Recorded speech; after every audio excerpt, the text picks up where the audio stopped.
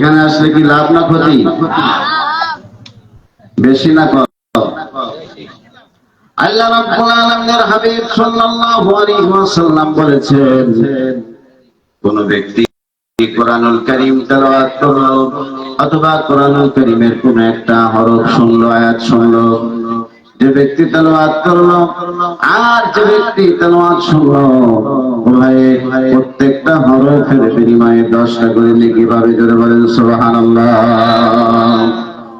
আমি বলছি না আলিফ লাম মিম একটি হরফ, বরং আলিফ একটা হরফ, লাম একটা হরফ আর মিম একটা হরফ।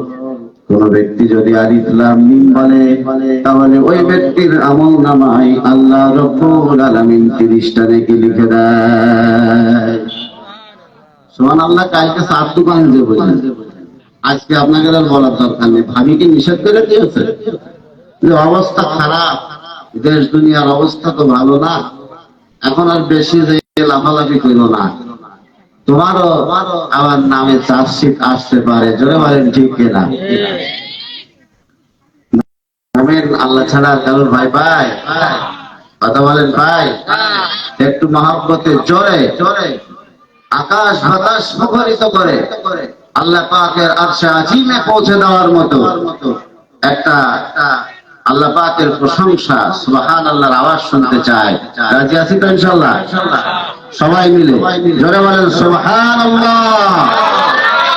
আল্লাহ রাব্বুল আলামিনের হাবিব বলেছেন, কোন ব্যক্তি যদি একবার সুবহানাল্লাহ বলে, আল্লাহ পাক তার আমলনামায় একটা গাছ লাগায়া দেন, তার জন্য জান্নাতে একটা গাছ লাগায়া দেন।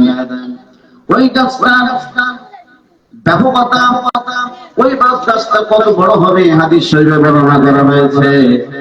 আরবের তেজস্ব ঘোড়া যদি অবিরত কোন প্রকার বিশ্রাম না নিয়ে 500 বছর অথবা 600 বছর দৌড়াতে থাকে, তবুও এক ছায়ার প্রান্ত থেকে অন্য ছায়ার প্রান্ত অতিক্রম করতে পারবে না।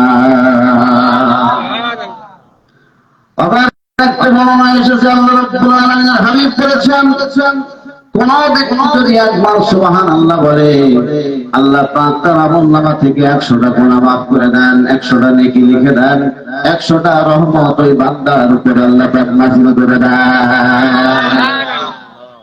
সুবহানাল্লাহ বলতে আর কি সাজ দেওয়া লাগবে? কথা বলেন লাগবে?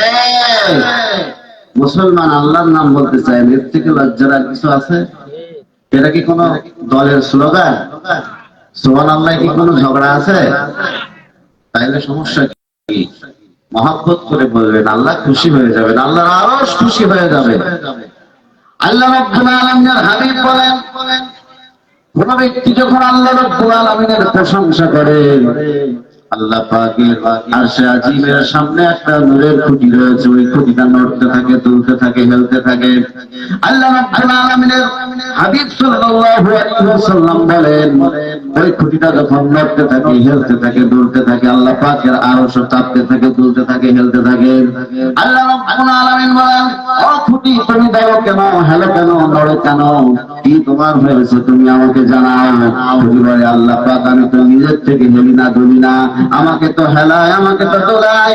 আল্লাহ পাক প্রশ্ন করেন, তোমাকে কে হেলায়, কে দোলাই, কে নাড়ায়, কে নাচায়?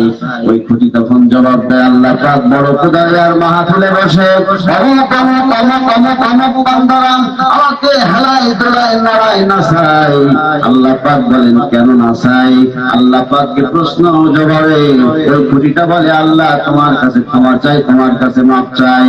আল্লাহ রাব্বুল আলামিন বলেন, ও খুঁটি সাক্ষী থাকো, তোমাকে সাক্ষী রেখে ঘোষণা করে দিলাম, তোমাকে যারা নাচাই, তোমাকে যারা নাড়াই, আমি আল্লাহ পাকের প্রশংসা করে নাচাই, দোলাই, হেলাই, আমি আল্লাহ রাব্বুল আলামিন তাদেরকে মাফ করে দিলাম। যারা বলেন সুবহানাল্লাহ। আল্লাহ রাব্বুল আলামিনের হাবিব সাল্লাল্লাহু আলাইহি ওয়াসাল্লাম অপর একটা বর্ণনায় বলেছেন, কোন ব্যক্তি যখন আল্লাহ পাকের সুবহানাল্লাহ বলে, আল্লাহ রাব্বুল আলামিনের প্রশংসা করে, আল্লাহ পাকের গুণকীর্তন করে, আল্লাহ রাব্বুল আলামিন আসমান আর জমিনের যত ফাঁকা জায়গা আছে তা পূর্ণ করে তার আমলনামায় নেকি লিখে দেয়। কি বলছি? এতক্ষণ ধরে কি বললাম? সুবহানাল্লাহ বলতে কি মানা? একটু মহব্বতে সুবহানাল্লাহ।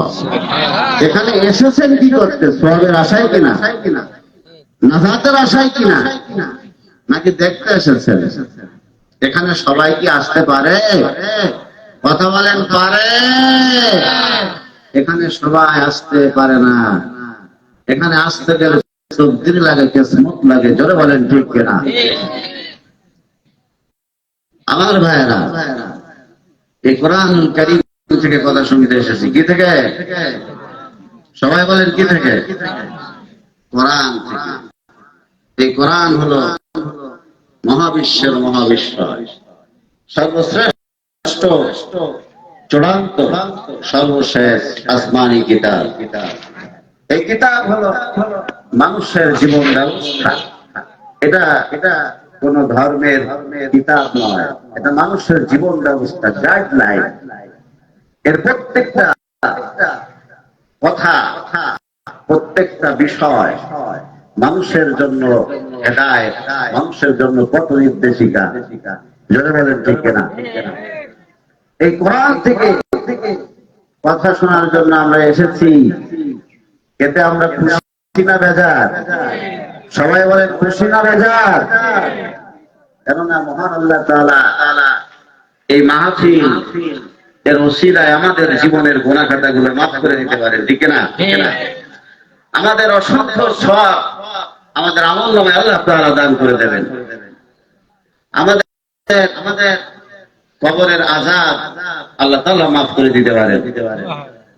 এমনকি যারা কোরআন শুনতে মহব্বত করে, পছন্দ করে, ভালোবাসে, আল্লাহ পাক তাদের কবরের যে প্রশ্নের জবাব একটা পাখির মাধ্যমে দিয়ে দেন। জোরে বলেন সুবহানাল্লাহ।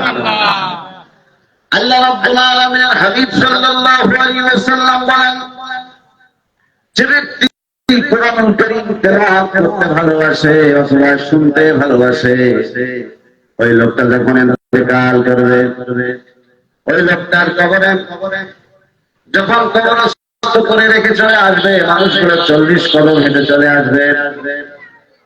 মুনকার নাকির তার কবরের মধ্যে চলে আসবে। মুনকার নাকির এসে দেখবে তার লাশ নাই, একটা বড় পাখি তার কবরের মধ্যে বসে আছে। মুনকার নাকির তো অবাক হয়ে যাবে, হায় রে, আসলাম মানুষের কবরের মধ্যে, এসে দেখি মানুষ নাই, এই লাশটা গেল কোথায়? তার মধ্যে বড় পাখি কেন? মুনকার নাকির প্রশ্ন করবে, তুমি কে? এই কবরে যে লাশটা ছিল সেই লাশটাও বা কোথায় গেল? পাখিটা ডানা উঁচু করে দিয়ে বলবে, এই যে আমার ডানার তলে ওই ব্যক্তির লাশ, যাকে তোমরা প্রশ্ন করার জন্য এসেছো। মুনকার নাকির বলবে, তুমি কে? তুমি কেনই বা এখানে এসেছো? ওই পাখিটা বলবে, বাজ পাখিটা বলবে, আমি আল্লাহর পক্ষ থেকে এই ব্যক্তির প্রশ্নের জবাব দেওয়ার জন্য এসেছি। এই ব্যক্তির জীবনে যত তেলাওয়াত ছিল, যত তেলাওয়াত সে শুনেছে অথবা তেলাওয়াত সে করেছে, সমস্ত তেলাওয়াত দিয়ে আমি আল্লাহ রাব্বুল আলামিনের পক্ষ থেকে একটা পাখি বানায় আল্লাহ পাক তার কবরে প্রশ্নের জবাব দেওয়ার জন্য পাঠায় দিয়েছে। জোরে বলেন সুবহানাল্লাহ।